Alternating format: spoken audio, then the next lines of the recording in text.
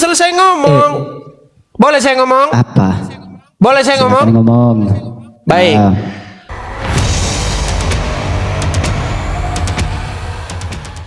Coba aku buka Lukas Baik. 18. Nggak apa-apa, kita turutin ya. Bahkan Tuhan Yesus pernah membuat challenge. Barang siapa di antara kalian yang sanggup membuktikan bahwa saya berdosa. Baca Lukas 15:18. Nggak apa-apa, Baca kita Lukas dua ya, 15, udah 18. pertanyaan dia ya. Dua pertanyaan dia udah kita Baca jawab. Satu Lukas pertanyaan kita belum dia 15, jawab. Bukti 18. bahwa mereka seorang Saya pengesut. sudah jawab tadi. Apa yang Silakan kau baca jawab? Lukas 15. Lukas berapa?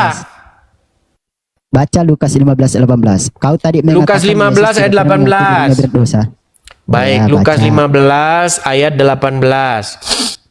Saya bacakan ya. Oke. Baca. Aku akan bangkit dan pergi kepada Bapakku dan berkata kepadanya, Bapa, aku telah berdosa terhadap surga dan terhadap Bapa. Pertanyaannya? Berarti kamu bohong. Kau tadi mengatakan tidak ada Yesus mengaku dirinya berdosa. Ketika kau buka Lukas 15:18, menceret kau kan? Makanya sudah saya bilang teman-teman, syarat untuk sembuh daripada kebotolan yang nyata itu berhenti membenturkan kepala ke aspal. Loh, Pengantar, yang baca dengar dulu, ini, sebentar dulu. Ini Tuhan Yesus sedang membuat satu umpama tentang seorang anak yang hilang. Aduh. Saya baca dulu. Astaga. Baca Lukas 15. Berat saudara-saudara. Semua dengar.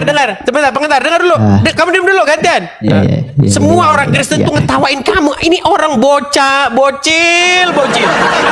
Baik, saya bacakan dulu. Dengar, tenang. Ini perumpamaan ini juga yang pernah saya dengar 13 tahun yang lalu dan saya meneteskan air mata dan saya ingin kembali pulang kepada Tuhan Yesus. Nih. Yesus berkata lagi, ini tentang perumpamaan orang hilang. Aku berkata kepadamu, sebelum kita baca kata ini, aku berkata kepadamu, demikian juga akan ada sukacita pada malaikat-malaikat Allah karena satu orang berdosa yang bertobat. Yesus berkata lagi, ada seorang mempunyai 2 anak laki-laki. Kata yang bungsu kepada ayahnya, Bapa, berikanlah kepadaku bagian harta milik kita yang menjadi hakku. Lalu ayahnya membagi-bagikan harta kekayaannya itu kepada mereka. Beberapa hari kemudian anak bungsu itu menjual seluruh bagiannya, lalu pergi ke negeri yang jauh. Di sana ia memboroskan harta miliknya itu dengan hidup berpoya-poya. Setelah dihabiskan semuanya, timbullah bencana kelaparan dalam negeri itu dan ia pun mulai melarat. Lalu ia pergi dan berkata kepada seorang majikan di negeri itu. Orang itu menyuruhnya ke ladang untuk menjaga babinya. Lalu ia ingin mengisi perutnya dengan ampas yang menjadi makanan babi itu. Tetapi tidak seorang pun yang memberikan kepadanya. Lalu ia menyadari keadaannya. Katanya, betapa banyaknya orang upahan Bapakku yang berlimpah-limpah makanannya, tetapi aku di sini mati kelaparan. Aku akan bangkit. Aku di sini bukan Yesus, Peyang. Aku di sini anak yang hilang itu. Itu Yesus. Sebentar, biar saya selesaikan dulu. Aku di sini adalah aku yang di sini perumpamaan tentang seorang yang mempunyai 2 orang anak laki-laki. Yang membagikan hartanya kepada 2 anaknya. Tenang dulu, tenang.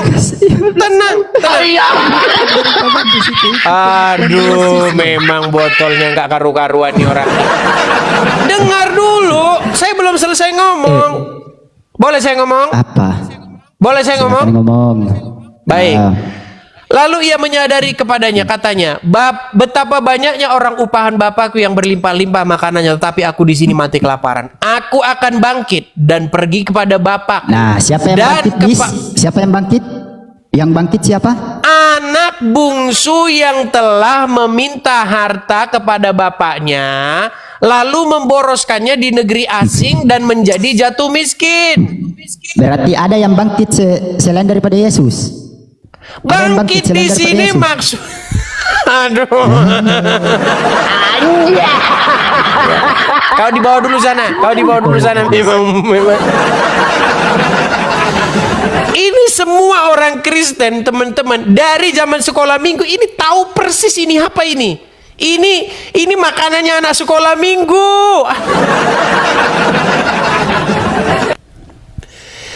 Ini perumpamaan anak yang hilang. Aku akan bangkit dan pergi kepada bapakku dan berkata kepadanya, Bapa, aku telah berdosa terhadap sorga dan terhadap Bapa. Aku tidak layak lagi disebutkan anak Bapa. Jadikanlah aku sebagai orang upahan Bapa. Maka bangkitlah ia dan pergi kepada bapaknya. Ketika ia masih jauh, ayahnya telah melihatnya, lalu tergeraklah hatinya oleh belas kasihan.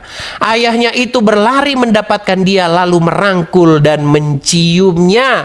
Kata anak itu kepada bapaknya, aku telah berdosa terhadap sorga dan terhadap Bapa. Aku tidak layak disebutkan anak Bapa. Tetapi ayahnya itu berkata kepada hamba-hambanya, lepaskanlah bawa kemari jubah yang baik, lekaslah bawa kemari jubah yang baik, pakaikanlah itu kepadanya, kenakanlah cincin dan seterusnya. Ini berbicara tentang bagaimana sejahat-jahatnya anak kalau dia mau pulang kepada bapaknya, bapaknya itu pasti menaruh belas kasihan. Ini loh, perumpamaan ini sangat terkenal. Kamu datang-datang kok nggak ngerti gimana?